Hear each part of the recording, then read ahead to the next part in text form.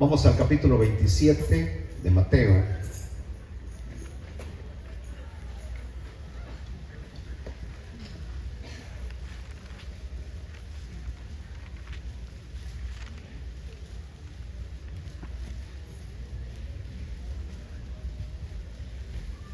El versículo 46.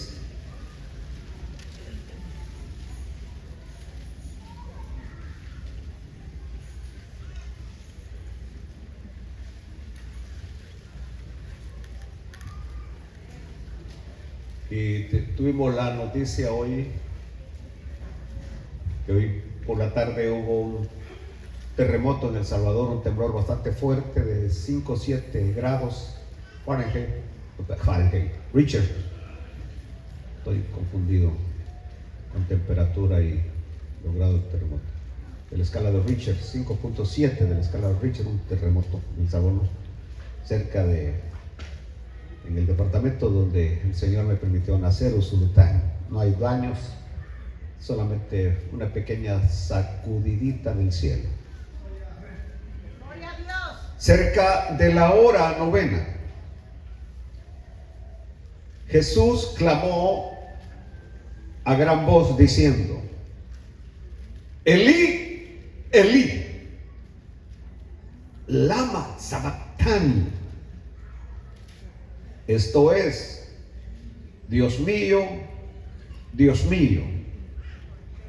¿por qué me has desamparado?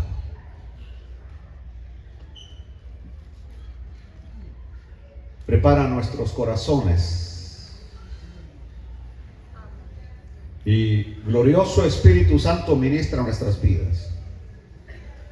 Nuestra alma tiene sed del Dios vivo, de oír tu palabra, Señor, que pueda darle vida a nuestro espíritu, Señor. Danos entendimiento, claridad, revelación, en el nombre más poderoso, en el nombre que es sobre todo nombre, en el nombre de Jesucristo. Amén y amén.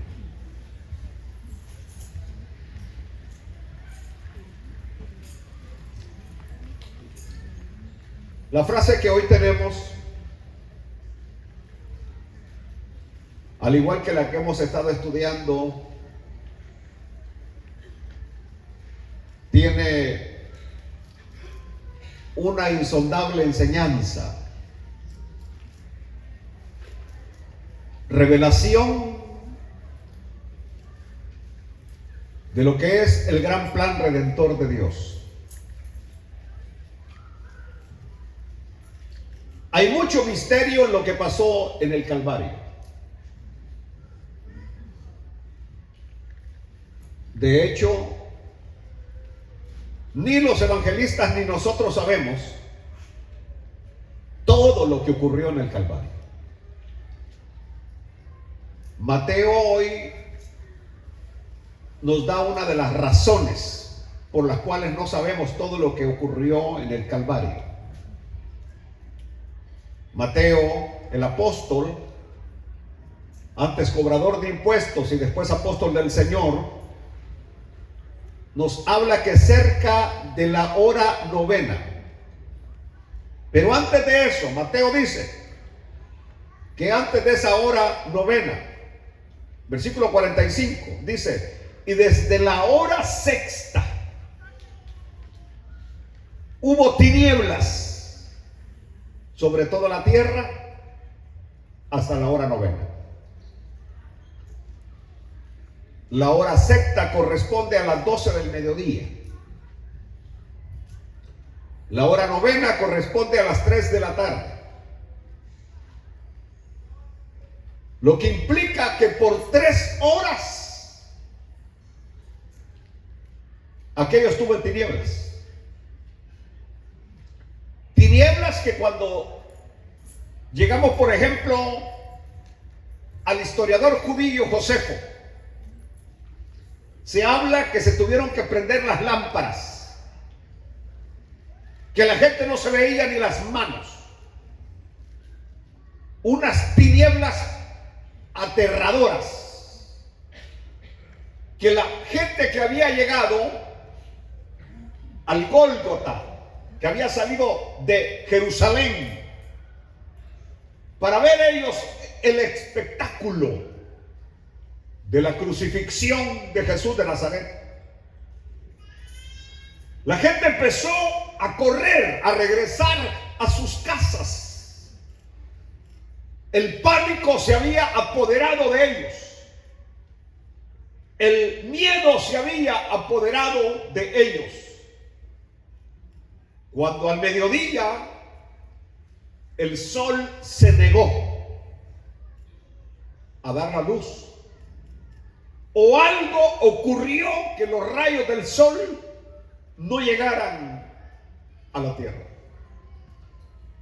Eso, por supuesto, estuvo aunado y que está registrado en la historia de un terrible terremoto que sacudió la región donde estaba la ciudad santa, Jerusalén.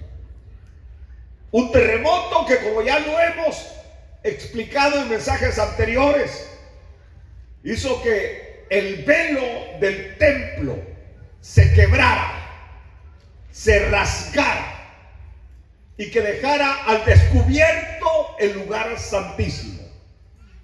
Se rasgó de arriba abajo, como diciendo que ahora todos podemos entrar confiadamente al trono de la gracia, donde el sistema sacerdotal ya no iba a existir, tenía que desaparecer, porque el sumo sacerdote perfecto, Cristo Jesús, a partir de ese momento sería el único mediador entre Dios y los hombres, el único que iba a estar en medio entre Dios y los hombres. Ya nadie de lo que eran los descendientes de Aarón iban a tener ese privilegio, esa facultad. Y si los hijos de Aarón no lo iban a tener, mucho menos ningún pelo parado de España o de México o de cualquier otro país puede ser mediador entre Dios y los hombres, porque solo Jesucristo es mediador entre Dios y los hombres. Terremoto, tinieblas. Desde la hora sexta hasta la hora novena, 3 horas que reinó la oscuridad. Reinó la oscuridad sobre la tierra. Podría detenerme y ahondar un poco en ese terrible fenómeno natural que ocurrió, mas me extraviaría del tema del mensaje, del núcleo del mensaje que quiero predicar en esta tarde. Pero el punto está que ahí, en ese momento, cuando iba llegando la hora novena, Él gritó. Él gritó. Quiero que ustedes hoy se trasladen conmigo al Gólgota y que vean que desde la hora sexta, por 3 horas, aquello está en tinieblas. Que podamos ver quizás a 2 soldados con 2 lámparas ahí alumbrando el lugar de la crucifixión. Por eso les digo, no sabemos con exactitud todo lo que pasó en el Calvario por 3 horas, porque el único apóstol que se quedó ahí, el único apóstol que fue testigo ahí fue Juan. Ahí no estuvo Pedro. Ahí no estuvo ninguno de los otros apóstoles, Mateo o Tomás o Bartolomé, ninguno de ellos. El único que se quedó fue Juan. María, su madre. María, la hermana de María. Y algunas mujeres que lloraban. Era todo lo que había ahí. Y los soldados romanos. De ahí la multitud corrió, la multitud se fue. Aleluya. Y ahí se escuchó el grito: Dios mío, ¿por qué me has desamparado? Ese grito provino de en medio de las tinieblas. de en medio de las tinieblas. Quiero que ustedes entiendan que tinieblas representa pecado, representa la maldad, representa lo contrario a Dios, porque Dios es luz y en Él no hay tinieblas. De modo que aunque no sabemos todo lo que sucede en la cruz, ni tampoco somos capaces de comprender la profundidad del momento, no podemos comprenderlo. La mente se queda corta pensando en realidad qué fue lo que pasó. Pero bueno sería que lo poco que podamos comprender nos haga meditar y amar más a ese Dios que descendió a lo más bajo de esta tierra para tomar nuestro lugar en la cruz del Calvario.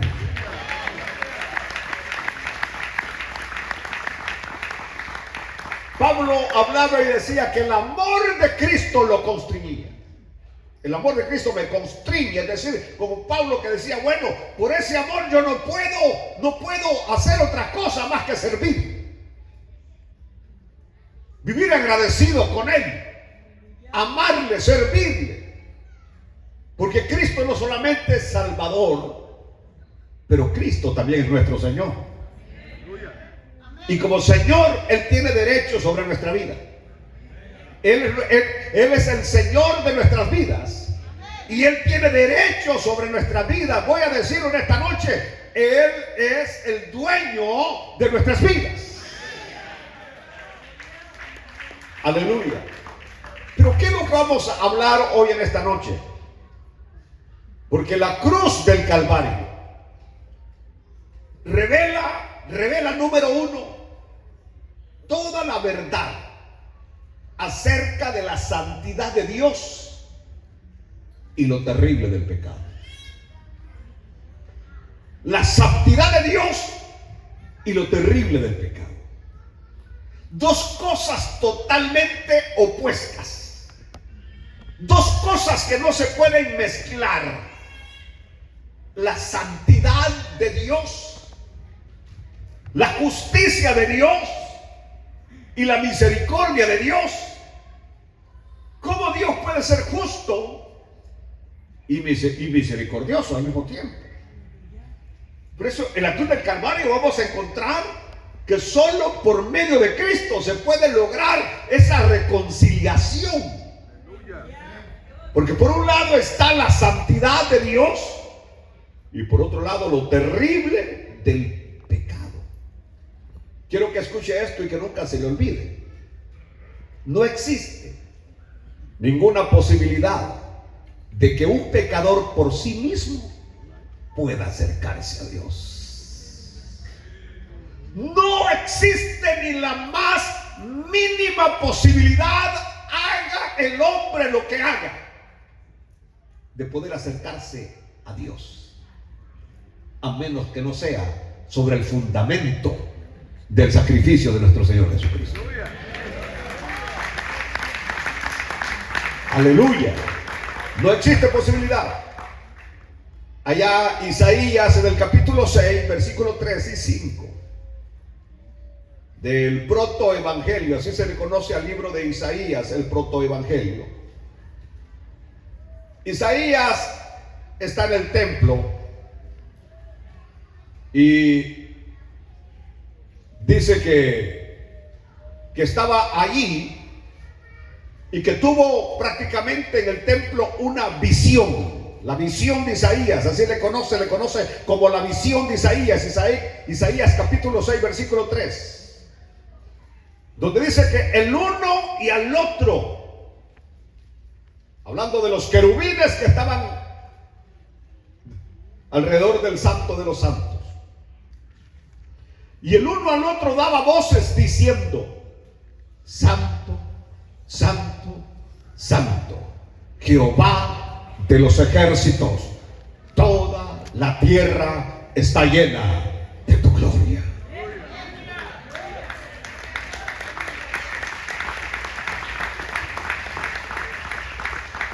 Dice que en el año que murió el rey Usías, deja ahí el versículo, en el año que murió el rey Usías, vi yo al Señor sentado en su trono, y alrededor de él querubines que decían: Santo, Santo, Santo. Cuando entramos a la historia y nos damos cuenta quién fue Usías para Israel, fue un tremendo reformador. Usías llega al palacio en medio de uno de los momentos más difíciles para Israel: la idolatría y muchos aspectos, la economía, militarmente Israel andaba abajo. Y Usías hizo un trabajo excelente como rey. En ese tiempo la economía de Israel subió. Dios bendijo con sus cultivos a Israel. Militarmente otra vez tenía el respeto Israel. Y sobre todo el pueblo había empezado a adorar a Dios. De tal manera que Usías vino a ser como una figura donde el pueblo de alguna manera, porque eso es donde nosotros nos equivocamos, que al único que hay que darle honor, gloria y alabanza y loor no es a un presidente, es al Dios de los cielos.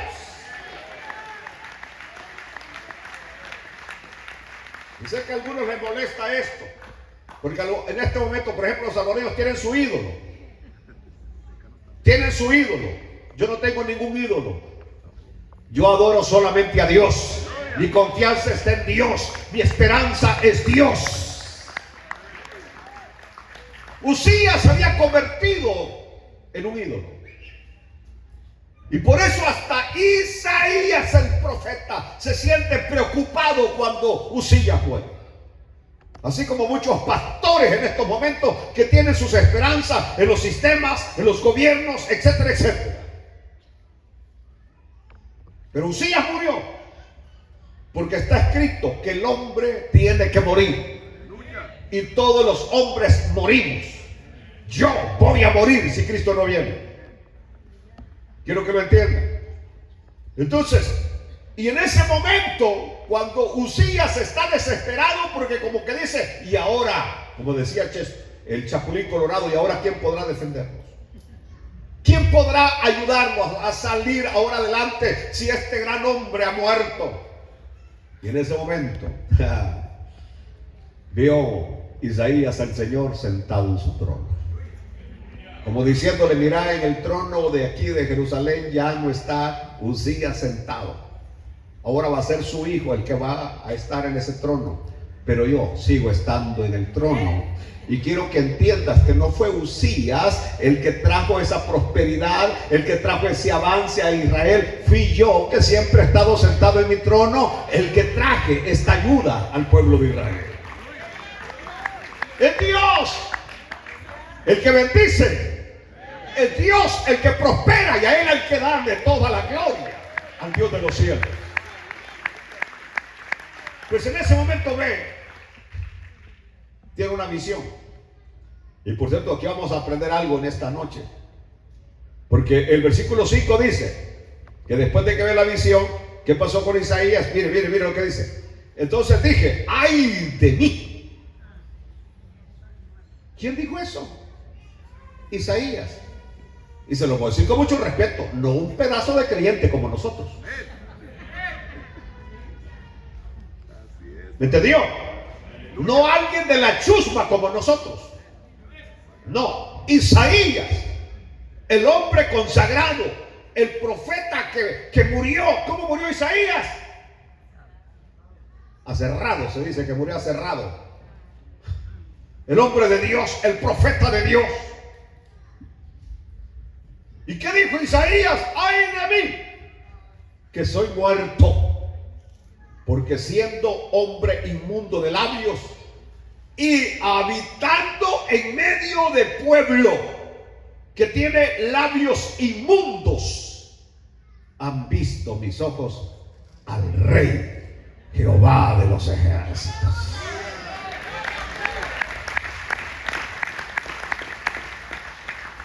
Si Isaías tuvo esa sensación de indignidad, de bajeza y de miseria, ¿qué nos pasaría a nosotros si tuviéramos una visión semejante? Yo no entiendo cómo hay algunos que dicen: yo vi a Dios, yo he visto a Dios. Hay que tener un poquito más de cuidado y de respeto, porque Isaías dice que sintió que la muerte le llegaba. Y por otro lado, cuando leemos primera de Timoteo, capítulo 6, versículo 16, oiga lo que dice Pablo. Cuando le escribe a Timoteo, dice Pablo: el único que tiene inmortalidad, hablando de Cristo, el único que tiene inmortalidad, es decir, hablando de Dios, pues, el único que tiene inmortalidad, que habita en luz inaccesible.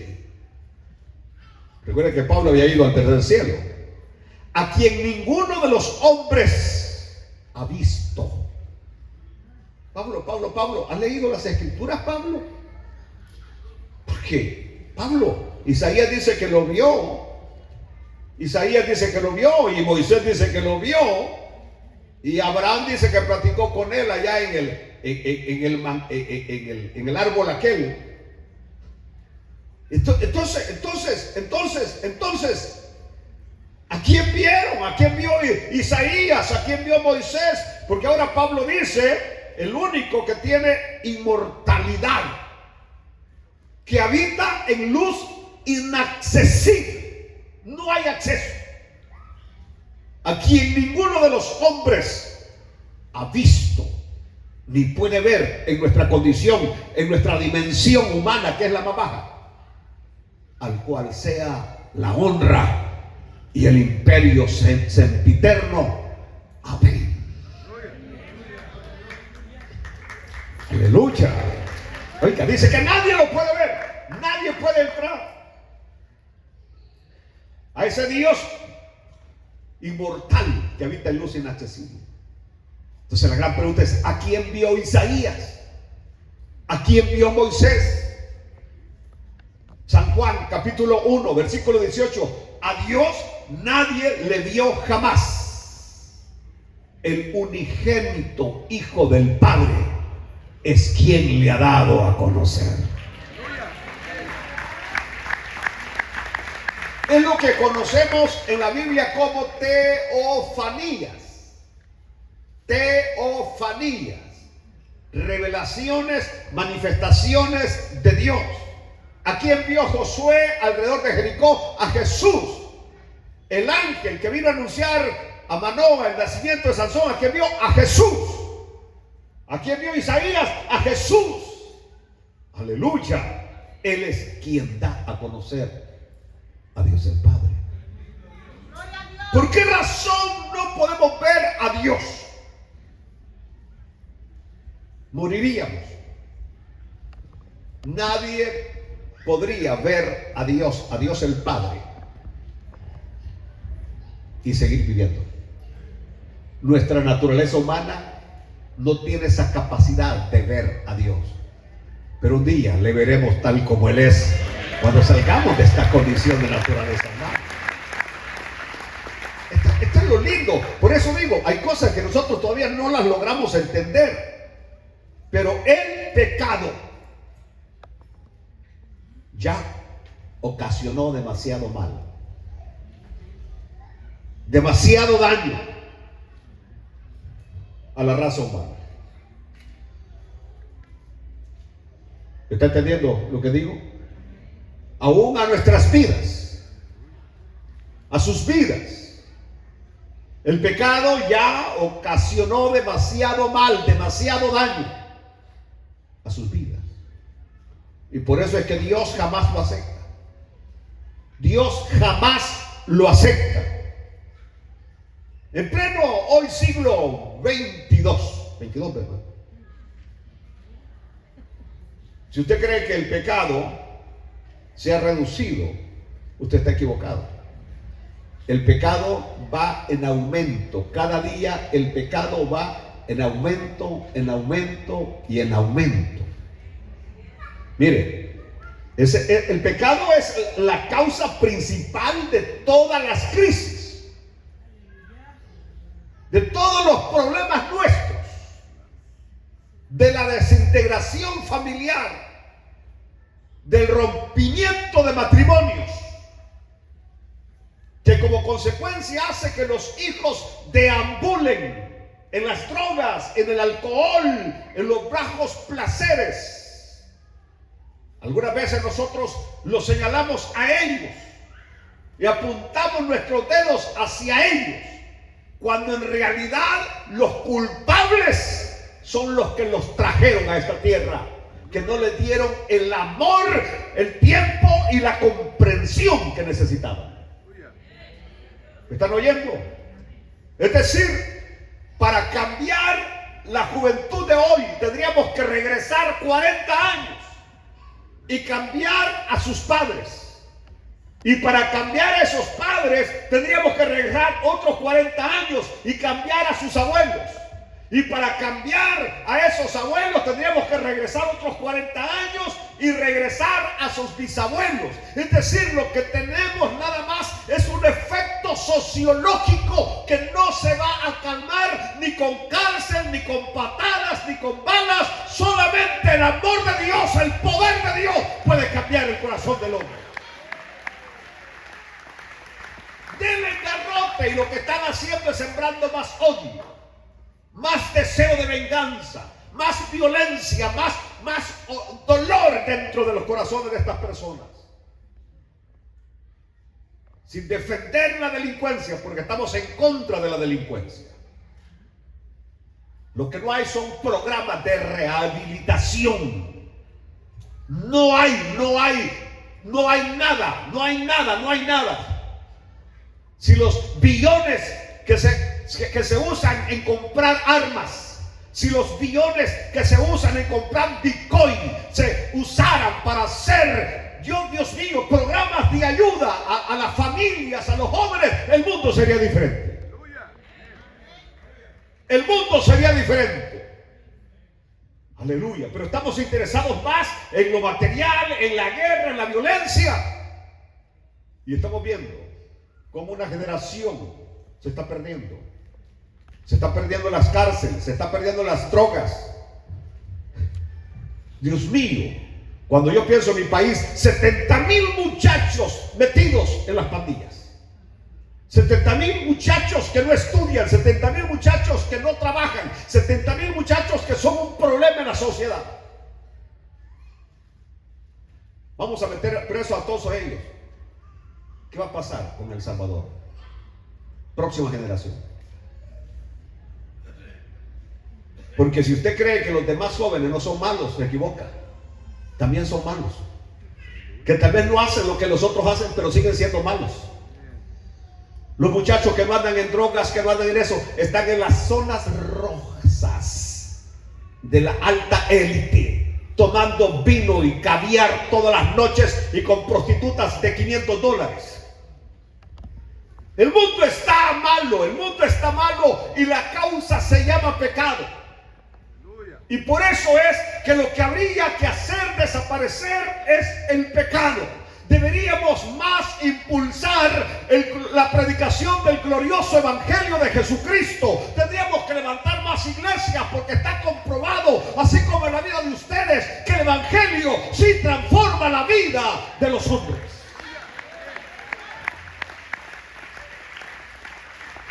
Aleluya. Aquí están ustedes. La cara todavía la tienen de chupines, pero no chupan más. Aquí tienen la cara, ustedes eran unos grandes cocaineros.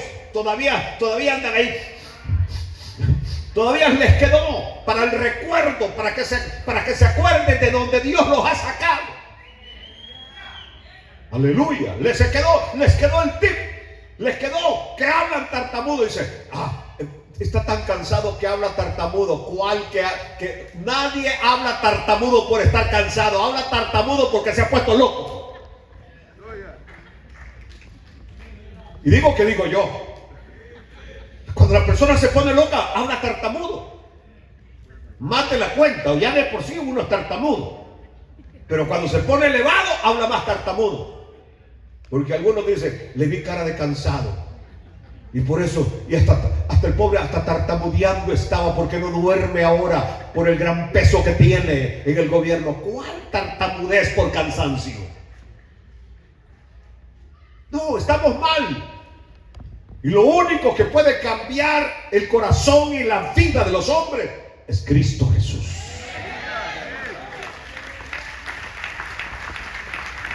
¿Cuántas lágrimas? Anoche usted estuvo llorando, ¿verdad? Porque lo dejó la novia. Por eso no llore. Por eso dele gracias. Estoy hablando en serio. Sean hombrecitos ya. Dejen de llorar por una mujer que se les va. Lloren el día que el Señor no los reciba. Lloren el día que busquen el rostro del Señor y no lo encuentran. Ese día sí lamenten, ese día sí lloren. Pero porque un hombrecito se les va, una mujercita se les va, porque la novia le dijo que no. Ese día alabe a Dios, salte, dance, ría.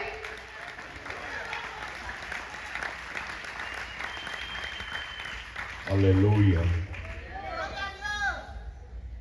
No, lloramos del dolor, del sufrimiento, de la impotencia, de las cosas que quisiéramos que cambiaran y no cambian, de las cosas que quisiéramos que fueran diferentes y no son diferentes. Porque el pecado, insisto, es la causa de todo el mal que hay en este mundo. Y por eso Dios detesta el pecado. Fíjense lo que les voy a decir hoy. Donde reina el pecado o se peca, Dios no está presente. No sé yo, ¿verdad? No les gusta oír esto, No les gusta oír esto. Pero donde reina el pecado, ahí no está Dios. Dios no puede estar presente donde reina el pecado. Aleluya. Aleluya. Dios y el pecado no se mezclan. Pero por eso es lindo. Por eso les digo, el pecado es terrible. La santidad de Dios, el otro extremo. Pero Isaías 59, 1, 2 dice: he aquí que no se ha cortado el brazo de Jehová para salvar. He aquí que no se ha cortado la mano de Jehová para salvar, ni se ha agravado su oído para oír. Hay esperanza. Tenemos a un Dios perdonador. Tenemos a un Dios que si alguien viene con genuino arrepentimiento, Dios lo recibe. Aleluya. Pero genuino arrepentimiento. Porque pecado es pecado. Y no hay pecado pequeño ni pecado grande. ¿Entendió lo que digo? No justifiquemos el pecado. Nosotros somos muy buenos para razonar el pecado y para justificar el pecado. Así que pequé porque fui débil. Vas a ser débil todos los días. Estaba en el parque con la novia, le dijo el muchacho al cura, se fue la luz, le dijo, y fui débil. Estaba con una prima, le dijo en la sala, se fue la luz y fui débil. Un día le dice, estaba con una amiga, allá en mi casa, se fue la luz, le dijo, y fui débil.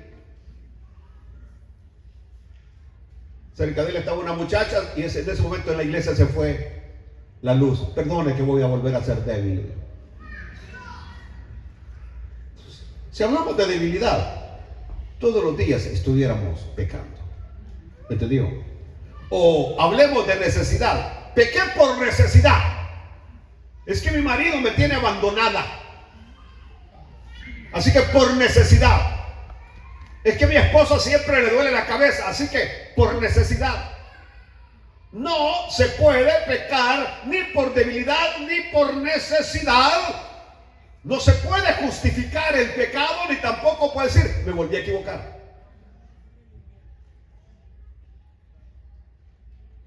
Porque es irreconciliable. ¿Entendió lo que estoy diciendo? Pero al mismo tiempo tenemos un Dios que si alguien se arrepiente genuinamente, ese Dios que está en los cielos le perdona. Voy a tratar de ilustrarlo de esta manera. Pero una joven fue arrestada por exceso de velocidad.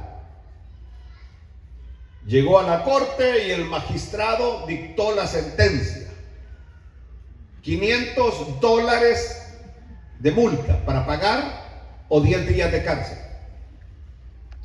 La muchacha se puso triste porque no tenía los $500 para pagarlos. Y se le hacía difícil, duro para ella estar 10 días en la cárcel. No tenía dinero para pagar, ni quería estar 10 días en la cárcel.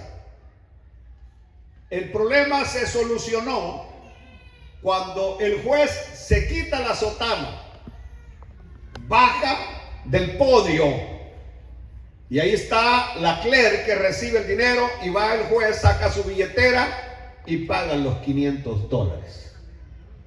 A partir de ese momento la muchacha le volvió la alegría, porque alguien pagó los $500 por ella. Sucede que el juez era su padre. El juez era su padre. Y el juez amaba tanto a su hija, pero también tenía que cumplir la ley.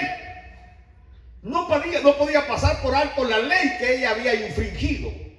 Así que vio que la única manera para solventar el asunto era él pagar lo que su hija no podía pagar. El Padre que nos ama tanto, Él pagó el precio que nosotros no podíamos pagar, la deuda que no podíamos pagar, pero tampoco podía Él pisotear la ley que había dado. Así que la única manera era pagar Él mismo.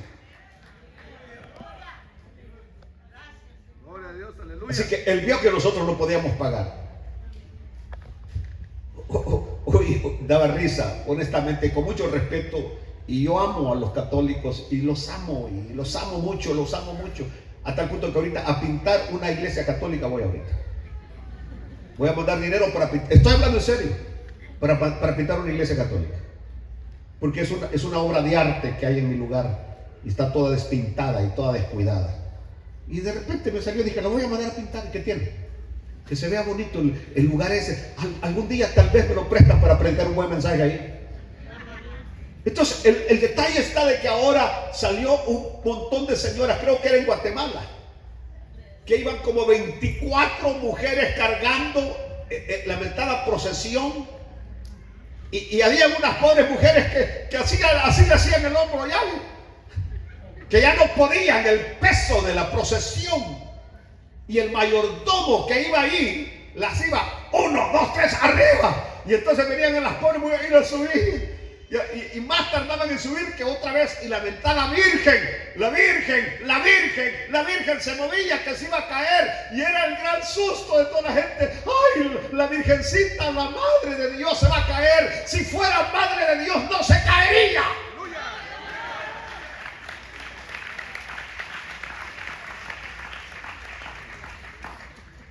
Pero iban con el gran miedo, se va a caer. De ahí otros dijeron, para el otro año hay que quitarle peso, porque las pobres mujeres no aguantan ese peso.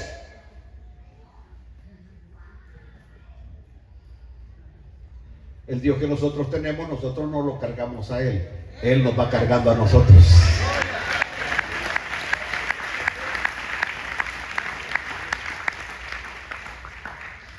Es decir, si no la hubieran clavado bien, se hubiera caído. Sí, critíqueme, señora, denle con todo, pero la verdad es la verdad. Entonces, es decir, la ignorancia en la que se vive, y dejando a un lado lo que el Señor ha hecho por nosotros en la cruz del Calvario. Por eso es que San Pablo dice, ahora pues, Romanos capítulo 8, ninguna condenación, dígalo conmigo, ninguna condenación hay para los que están en Cristo Jesús. Ninguna condenación hay para los que están en Cristo Jesús. los que no andan conforme a la carne, sino conforme al Espíritu. Sigamos leyendo. Porque la ley del Espíritu de vida en Cristo Jesús me ha librado de la ley del pecado y de la muerte.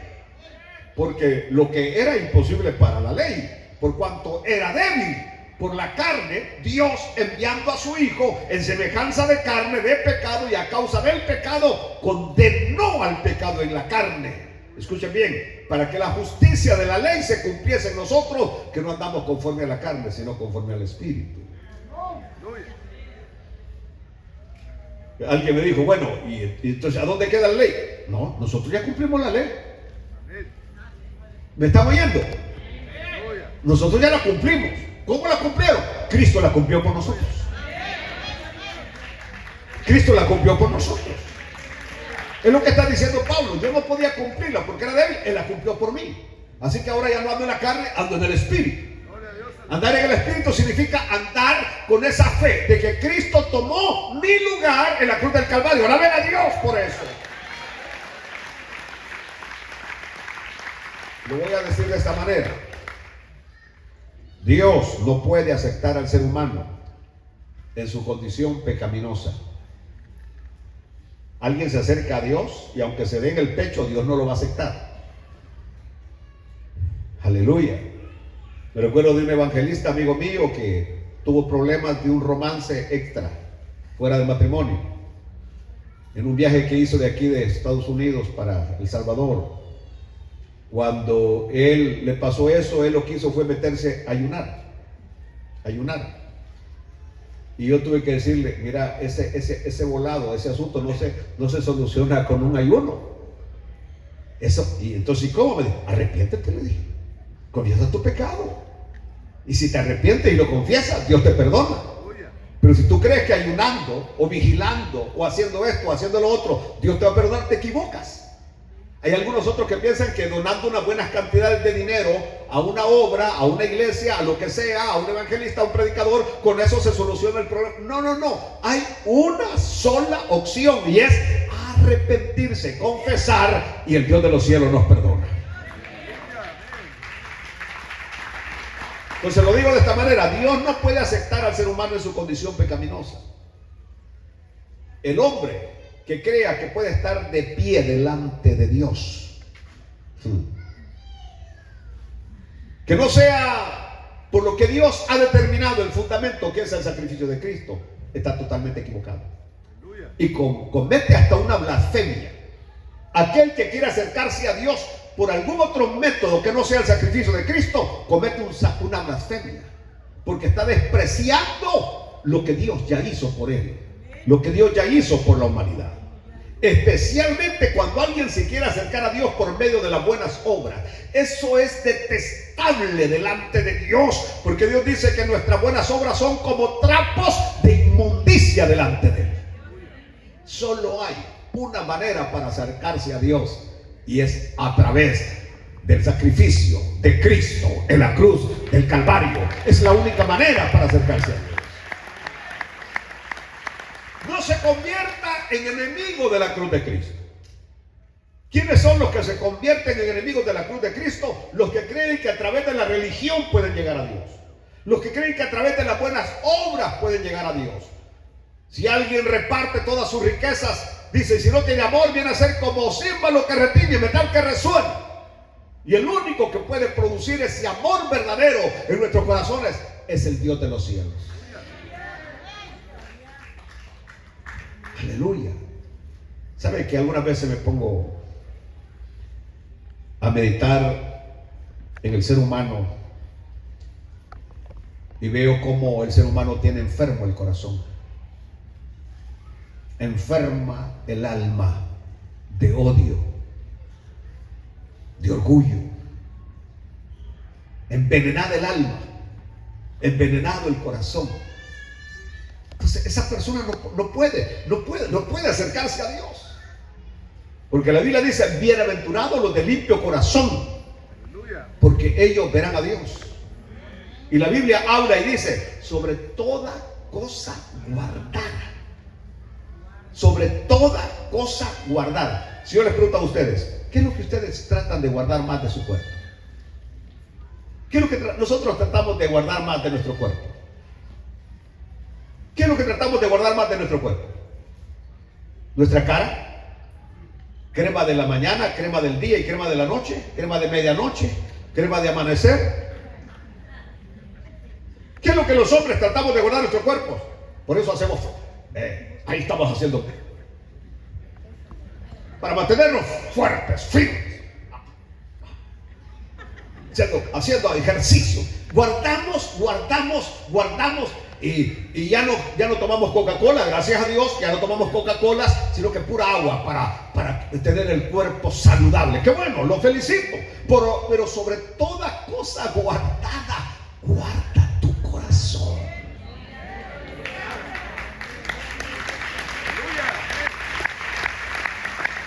¿Por qué?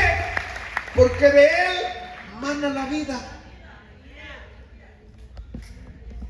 Personas que tienen envenenado el corazón, tienen envenenado el alma. Envenenado el corazón. Y es mejor acercársela a un nopal que acercársela a esas personas. Porque espinan los condenados y las condenadas. Tienen envenenado el alma, tienen envenenado el corazón. Es como aquellos que hemos sido libres por la gracia de Dios.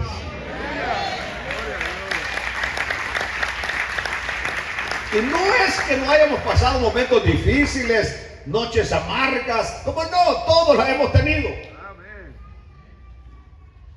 Aleluya. Pero solamente yo permito lo que me hace daño. Palabras, usted puede hablar todo lo que quiera y solamente yo permito si esas palabras me hacen daño. Usted puede hacerme todas las miradas que quiera y no me importan, porque solamente yo permito las miradas que me hacen daño. Yo estoy cercado, estoy vulnerado.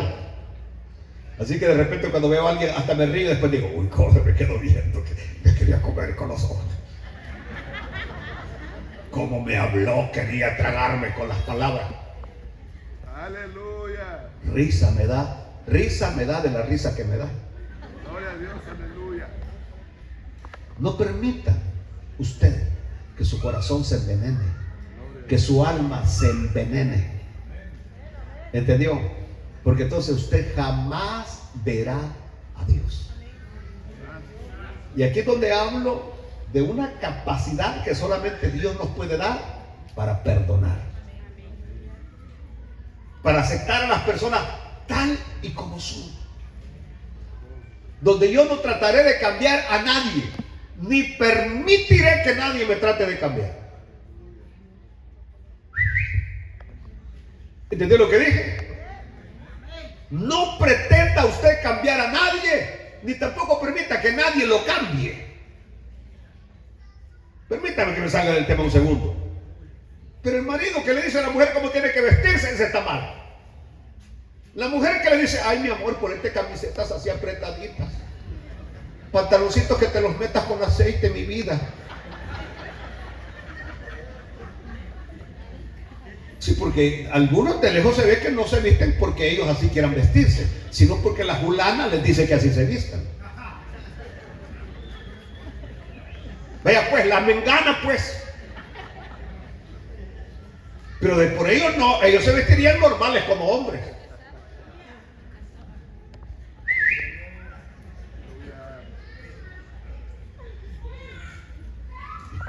Perdone lo que digo, pero alguna vez digo, ¿cómo se meterán los pantalones así?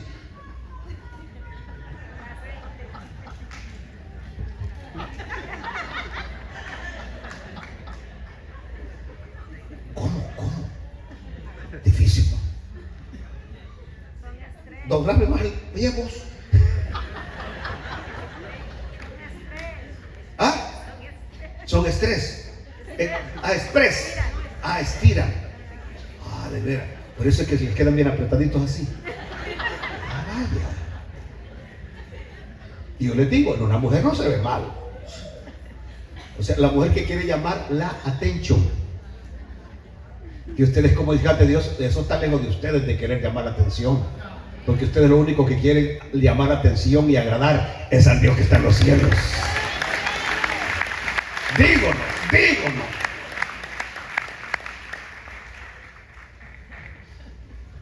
¿Por dónde ando? No sé.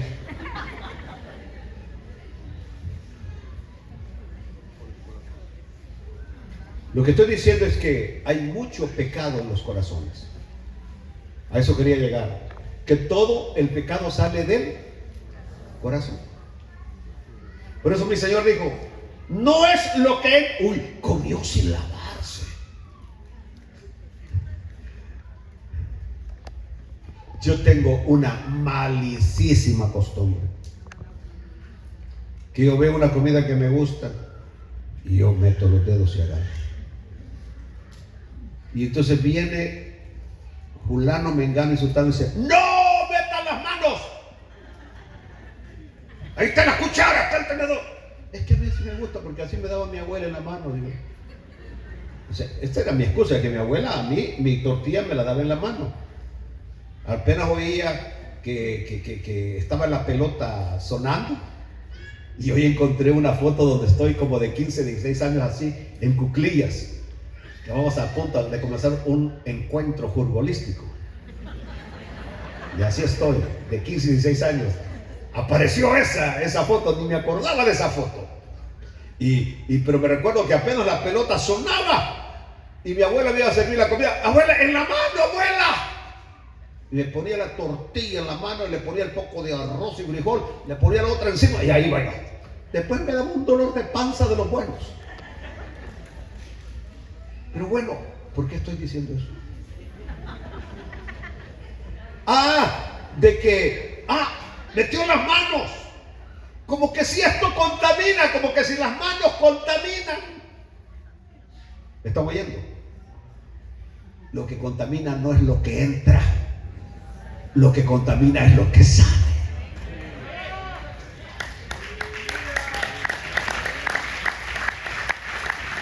Entonces, deja de lavarte ya las manos. Lávate el corazón. Y con rizo y bicarbonato. El corazón. Nosotros tenemos que marcar la diferencia en este mundo de maldad y de odio. Nosotros tenemos que mostrar que hay un Cristo que puede transformar nuestros corazones y a convertir un corazón de odio y convertir un corazón amargado en un corazón de alegría y de gozo. Estamos alegres. Cristo vive en nosotros. El grito de Jesús, Dios mío, evidencia lo siguiente. 2 Corintios 5:21. Al que no conoció pecado, por nosotros lo hizo pecado, para que nosotros fuésemos hechos justicia de Dios en él. ¿Ya el Espíritu les habló en este momento? Aleluya. Usted no puede acercarse a Dios, jamás, de ninguna manera. Pero al que no conoció pecado, por nosotros lo hizo pecado, para que nosotros fuésemos hechos ahora justicia de Dios en él. Es decir, Cristo nos da de su justicia y ahora podemos acercarnos delante de Dios porque Cristo nos regala de la justicia de él. Alaben a Dios, Cristo nos regala de su justicia. Si no lo entiende, se lo voy a decir de esta manera. Él ocupó mi lugar y ocupó su lugar. Dios cargó en él el pecado. ¿El pecado de quién? ¿Cómo? ¿El pecado de quién? Quería que dijeran esa palabra equivocada, de todos. Me encanta que se equivoquen por abrir la boca sin pensar. Porque Cristo nada más murió y llevó los pecados de aquellos que Él iba a perdonar, no de los pecados que jamás va a perdonar. Cristo no murió por aquel que no aceptó el sacrificio de Él, por aquel que rechazó el sacrificio de Él. Cristo no llevó pecados de ellos, porque Cristo, su sacrificio fue perfecto y efectivo. Así que cuando Cristo paga, nada más paga por los pecados de aquellos que Él sabía que se iban a arrepentir, que se iban a acercar a Él, solamente por los pecados de todos los arrepentidos.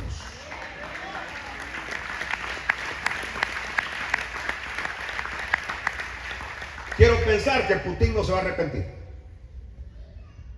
Quiero pensar, quisiera, como mensajero de Dios que soy, que se arrepintiera. Y qué lindo sería ver a un hombre con un corazón tan malo y malvado, y de repente verlo en el cielo, que a última hora se dejó vencer por el amor del Nazareno. Sería maravilloso. Y especialmente ahora, cuando se está dando cuenta que una cosa es levantarse contra el Dios vivo. Ustedes saben lo que está ocurriendo ahorita en esta guerra tremenda, donde hay cosas impensables que están sucediendo, como el hundimiento del barco insignia, el barco número 1 de Rusia, y terminó en las profundidades del Mar Muerto. No creo que fueron tanto los misiles de Ucrania, sino la mano de Dios. Porque el pueblo de Ucrania se ha mantenido orando. Ayer salió una viejita de 81 años, porque ellos son bien cheles. Las ucranianas son así chelones. Y sale la viejita y dice: ahí nos está diciendo el gobernador que nos vayamos de la ciudad. Dice: yo no me voy, dice. Yo aquí nací, dice. Y aquí yo tengo fe en Dios, dice. Dios nos va a defender. La viejita de 81 años, después de que la entrevista que le hace, sube a la bicicleta y sale a la bicicleta. La viejita de 81 años. ¡Qué fe! Y nosotros aquí muriéndonos por cualquier cosa.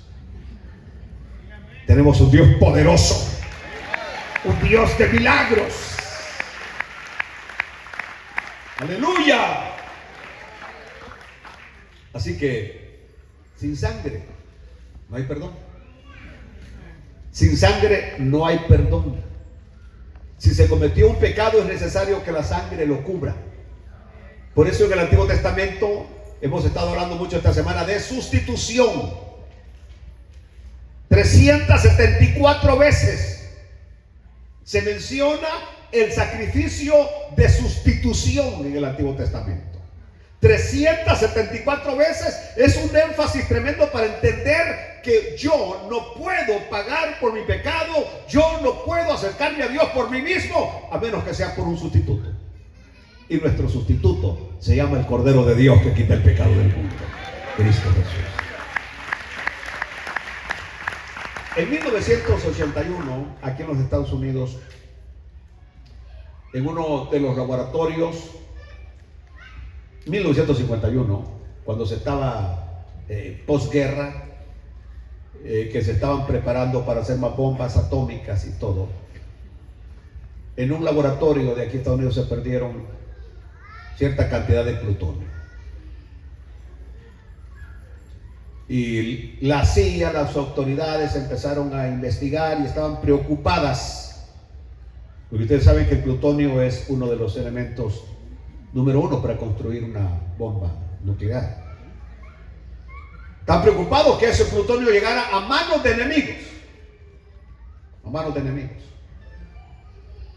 Y por 18 meses investigaron. La agencia de la CIA investigando si en el mercado había alguien que estuviera ofreciendo plutonio. Y no hallaban. Estaban ellos desarmados en la investigación. No encontraban quién pudiera haberse robado ese plutonio. Cuando de repente uno de los empleados se empezó a enfermar.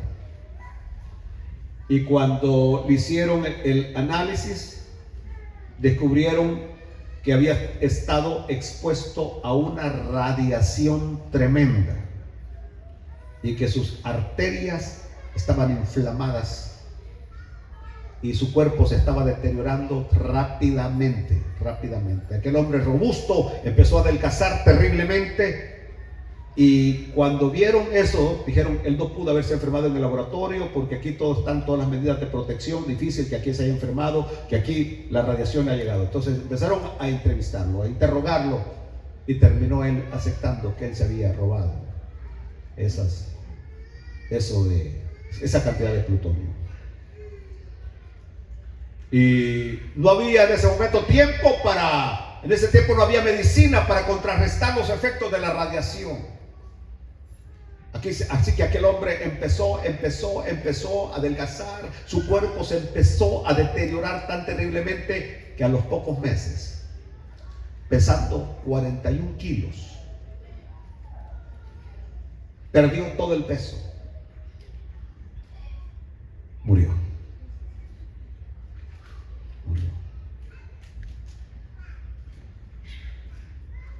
Lo increíble es que es lo mismo que hace el pecado. Cuando a él le preguntaron que por qué lo había robado, él dijo: quería hacer un poco de dinero. Quería vendérselo a algún laboratorio, quería vendérselo a algún científico que me diera algo de dinero. Quería algo de dinero. De igual manera, el pecado es atractivo. Pero cuando el pecado te llega, te empieza a carcomer y te empieza a destruir. Que cuando vienes a acordar, te has quedado con 41 kilos de peso. Te ha destruido, te ha acabado. Y no hay medicina afuera de Cristo. No hay medicina para el pecado.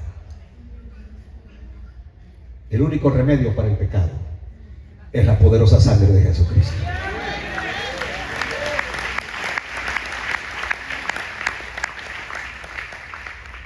Póngase de pie en esta noche.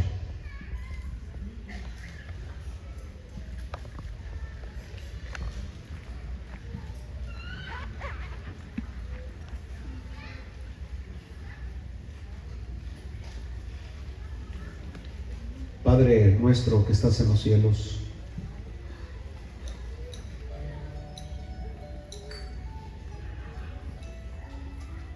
es difícil asimilar toda la verdad condensada en esas palabras, Señor. Cuando el Padre le da la espalda a su Hijo amado, en el Hijo en el cual tenía complacencia, porque cargó en él el pecado de todos aquellos que un día reinaremos con él en gloria. Él llevó mi pecado. Dígalo conmigo en esta noche: Él llevó mi pecado. Él tomó mi pecado. Y ahora, por su sacrificio, yo he sido perdonado. He sido redimido, porque Él pagó mi culpa. Él pagó el precio por mi pecado.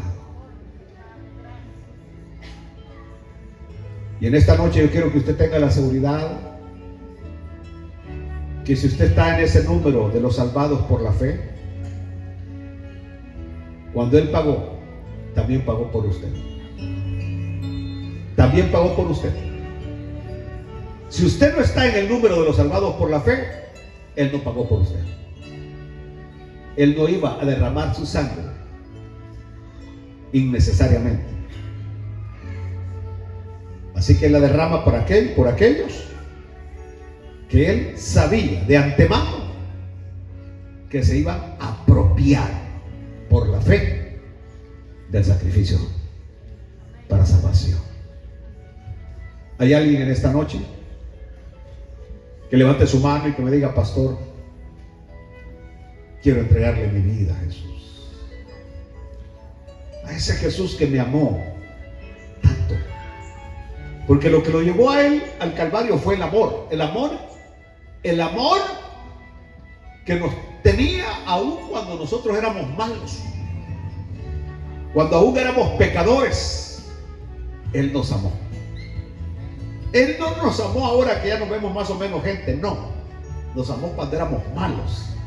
Entregó su vida por nosotros. Por eso pregunto en esta noche: ¿hay alguien que quiera rendirle su vida al Señor? ¿Hay alguna persona que le quiera rendir su vida a Jesús? ¿Hay alguien? Alguien que levanta su mano, alguien que me diga: pastor, ore por mí. He entendido que sin Cristo no puedo acercarme a Dios. No puedo mantenerme de pie delante de Dios por mí mismo. a no ser que sea acercándome por medio de Cristo Jesús. Le voy a extender la última invitación en esta noche. No quiero que se vaya en ese mismo estado, apartado y alejado de Dios. Que se vaya usted hoy reconciliado con el Padre por medio de Cristo Jesús. ¿Hay alguna persona en esta noche? ¿Hay alguien que le rinda su corazón al Señor? Este es el último llamado, esta es la última invitación. ¿Tenemos a alguien? Bueno, en esta noche sé que tenemos también vigilia de la zona número. ¿Zona número? La zona número 1. La zona número 1. Que Dios me los bendiga, que Dios me los guarde. Nos veremos el domingo en culto de resurrección. Denle gloria a Dios en esta noche.